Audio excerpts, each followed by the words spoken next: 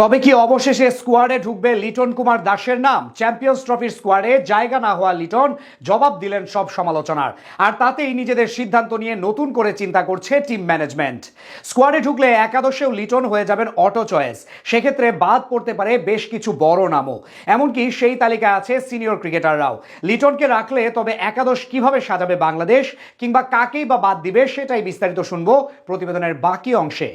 ব্যর্থতার বৃত্তে ঘুরপাক খাওয়া লিটন দাসের সুযোগ মেলেনি বাংলাদেশের চ্যাম্পিয়ন্স ট্রফির স্কোয়াডে। তবে লিটনকে দলে না নিয়ে এবার বেশ বড় সড় বিপদের মুখেই পড়েছে নির্বাচক থেকে শুরু করে পুরো টিম ম্যানেজমেন্ট। দলের সুযোগ না পাওয়ার কষ্টেই হয়তো লিটন ব্যাট হাতে দেখাচ্ছেন কতটা ভয়ঙ্কর হতে পারেন তিনি। এবার তাকে ঘিরেই এক পরিকল্পনা সাজাতে পারে বিসিবি। বিপিএল এ বাকি ব্যাটারদের ব্যর্থতা আবার এই আলোচনার পালে বেশ বড় সড় হাওয়া দিয়েছে। এছাড়া সৌম্য সরকারের ইনজুরিও অনেকটাই ভাবাচ্ছে নির্বাচকদের। এভাবে চলতে থাকলে লিটন দাসের দলে ঢোকা আটকাতে পারবে না কেউই। সেক্ষেত্রে লিটন দাস ও তানজিদ তামিমি হবেন টপ অর্ডারের সেরা জুটি। এই জুটি দিয়েই ইনিংসের শুরু করতে পারে টাইগাররা। তবে লিটনের দলে আসাটা অবশ্য আটকা পড়ে আছে যদি কিন্তুর বেড়া জালে। কেননা শেষ পর্যন্ত যদি নিজেদের ঘোষণা করা স্কোয়াড নিয়েই পাকিস্তানে যায় বাংলাদেশ, তাহলে ওপেনিং জুটিতে আসবে বেশ বড় সড় পরিবর্তন। সেক্ষেত্রে সৌম্য সরকারের সাথে খেলবেন তামিম। তবে যাই হোক না কেন, তামিম যে ওপেনিং খেলবেন এটা এক প্রকার নিশ্চিত। বিপিএল এ দারুণ ছন্দে আছেন এই বাহাতি ব্যাটার। 10 ইনিংসে রান করেছেন মোট 420, 23টি চারের সাথে হাঁকিয়েছেন 29টি ছক্কা, গড়েছেন বাংলাদেশি হিসেবে এক আসরে সর্বোচ্চ ছক্কার রেকর্ডও। এমন ফর্মে থাকা ক্রিকেটারকে বসানোর কোনো অপশনই নেই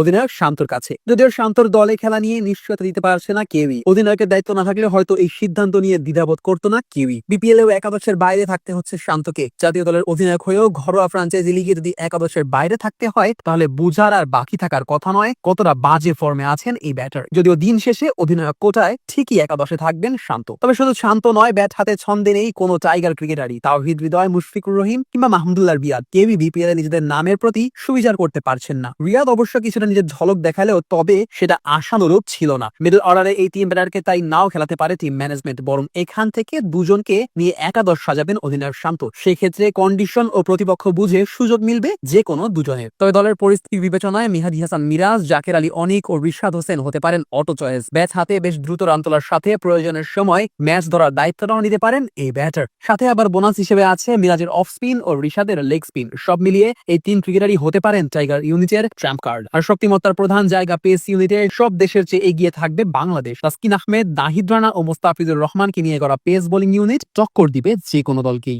সব মিলিয়ে চ্যাম্পিয়ন্স ট্রফির জন্য নামের বিচারে শক্তিশালী দল গড়লেও একটা চিন্তা অবশ্য রয়েই গেছে টাইগার দলের, আর সেটা হলো খেলোয়াড়দের ব্যক্তিগত ফর্ম। তবে ফর্মে থাকা লিটন কুমার দাস একাদশে আসলে সেই চিন্তা অনেকটাই কমবে টিম ম্যানেজমেন্টের।